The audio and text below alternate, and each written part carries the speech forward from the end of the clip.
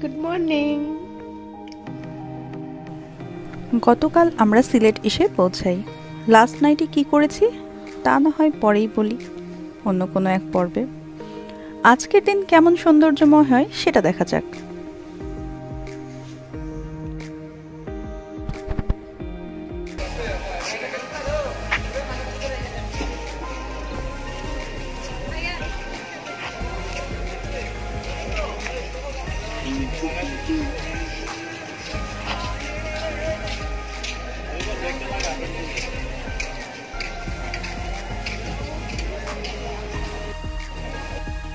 Good morning Sylhet. আমরা এখন আছি হযরত শাহজালাল রহমতুল্লাহি আলাইহির মাজারের সামনে।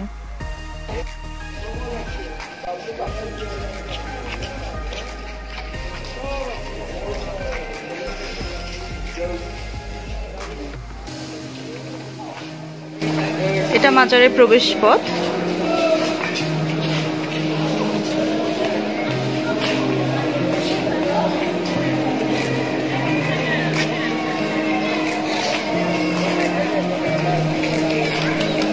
ভারতীয় উপমহাদেশের বিখ্যাত সুফি দরবেশ ছিলেন তিনি।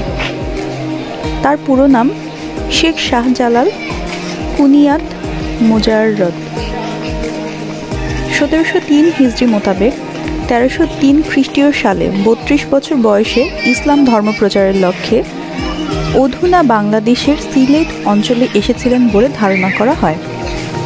সিলেট আগমনের সময়কাল নিয়ে যদিও বিভিন্ন মতভেদ রয়েছে, তদুপরি শাহজালালের সমাধির খাদিমগণ প্রাপ্ত ফার্সি ভাষার একটি ফলক লিপি থেকে উল্লেখিত এই সালটি।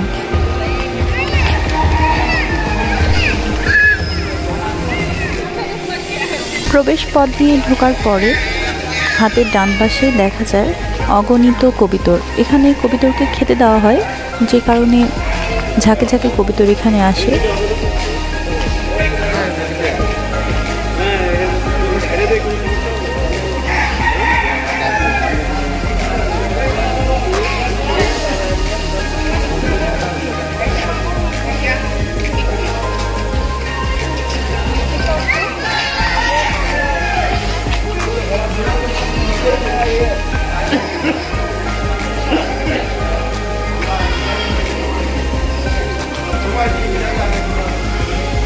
একটু সামনে গিয়ে দেখা যায় একটা পুকুর।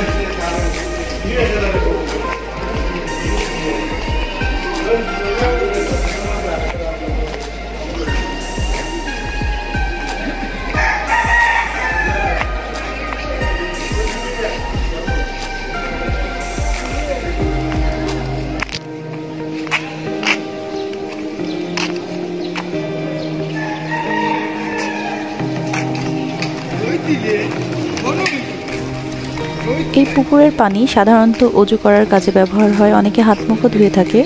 এই পুকুরে গজার মাছ আছে, যদিও পানি স্বচ্ছ না।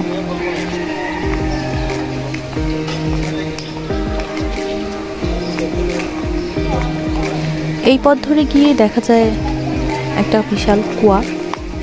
সময় স্বল্পতার কারণে আমরা সেদিকে যেতে পারিনি। ডান পাশে আছে অজু করার ব্যবস্থা।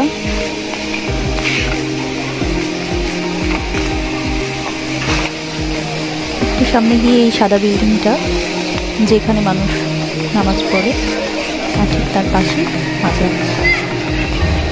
মেয়েদের জন্য ব্যবস্থা করা আছে আলাদাভাবে। মেয়েরা চাইলে এখানে এসে ইবাদতবন্দি করতে পারে। তবে একটা কথা বলে রাখা ভালো, মাজারে সাধারণত কোনো কিছু চাইতে না। যেহেতু একজন অলিয়া উলিয়া এখানে শুয়ে আছেন, সেই হিসেবে তার ওসিলায় আল্লাহ যেন আমাদের সব গুনাহ মাফ করে দেন, সেই দোয়া করা যেতে পারে।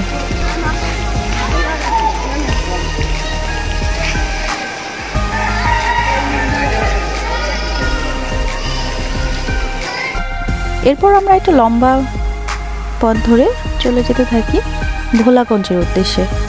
এখানে আমাদের পৌঁছাতে মোটামুটি 1.25 ঘন্টার মতো সময় লাগে।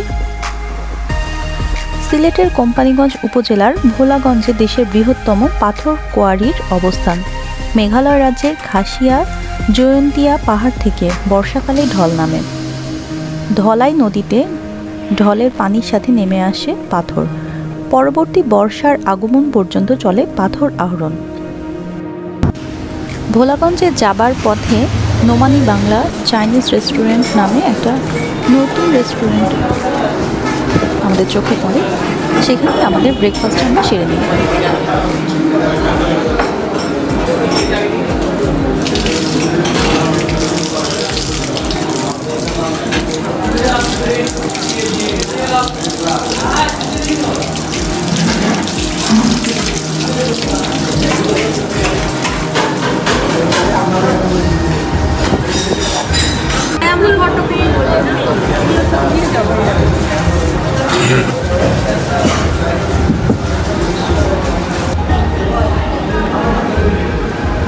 খিচুড়ি আর সাথে মুরগির মাংস আর ডিম ভাজা। তো খিচুড়িটার টেস্ট অনেক ভালো ছিল, খুব সুন্দর, খাবারও টেস্টি ছিল।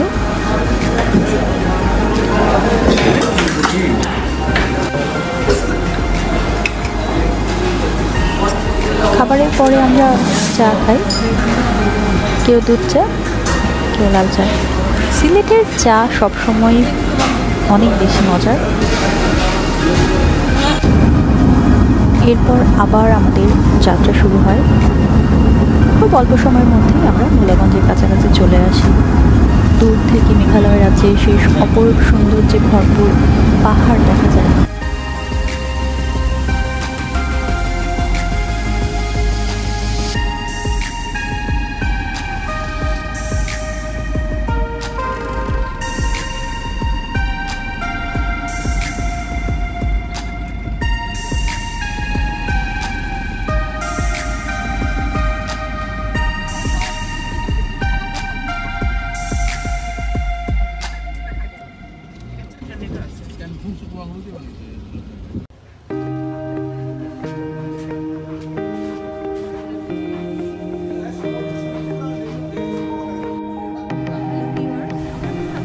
এখানে নামার পর আমাদের নৌকা নিতে হয়। নৌকার ভাড়া ফিক্সড 850 টাকা। আর আমাদের যাবতীয় প্রয়োজনীয় ক্যাপ, স্যান্ডেল, ছাতা এগুলো চাইলে আমরা এখান থেকে নিয়ে নিতে পারি। কেউ চাইলে তাদের গোসল করার জন্য এখান থেকে কাপড়ও কিনতে পারে, কেউ সাথেও নিয়ে আসতে পারে। বার্গেনিং করতে হবে। ক্যাপের মূল্য 150 টাকা আর স্যান্ডেলগুলো সাধারণত 250 থেকে 350-র মধ্যে। তবে যেখানেই যাওয়া হোক না কেন সেখানে জিনিসপত্র কিনে একটু পরে মজা করে ছবি তুলতে কার না ভালো লাগে। সো আমরাও সবাই যার যার মতো একটা করে নিয়েই নিলাম ক্যাপ আর স্যান্ডেল।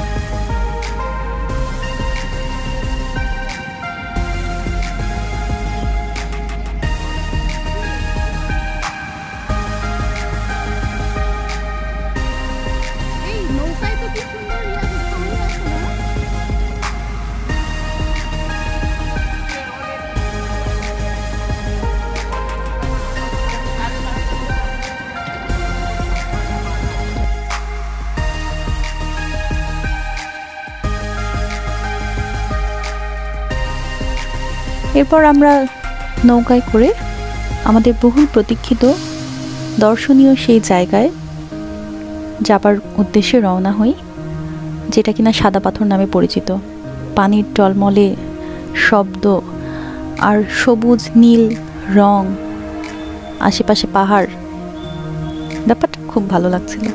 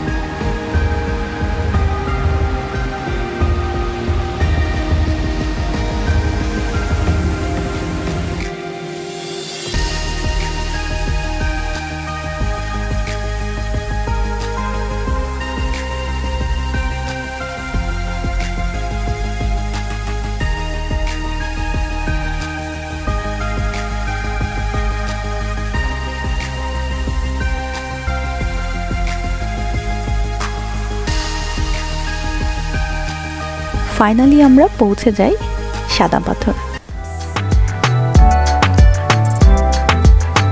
সেই সাদা পাথর যার ওপরে পানি, নিচে পাথর, আর এই স্বচ্ছ পানির মধ্যে পা ভিজিয়ে ঠান্ডা শীতল এক অনুভূতি, এটা ভাষায় প্রকাশ করা সম্ভব না।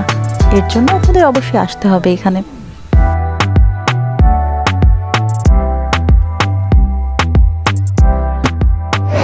ভোলাগঞ্জের সাদা পাথর বাংলাদেশের শেষ প্রান্ত, পাথরের ওপরে বসে আছে, অসাধারণ অনুভূতি বলার বাইরে। যেরকম এনভায়রনমেন্ট সেরকম ঠান্ডা পানি, চারপাশে পাথর পাহাড় একাকার।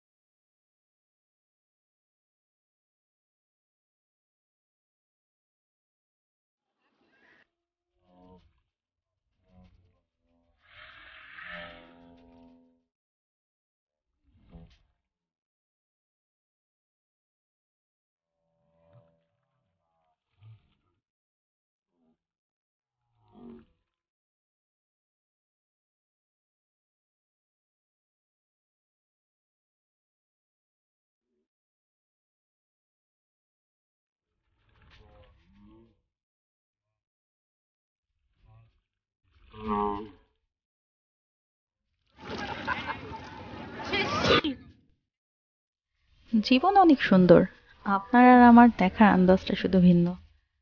একটু সুন্দর করে দেখলেই হবে।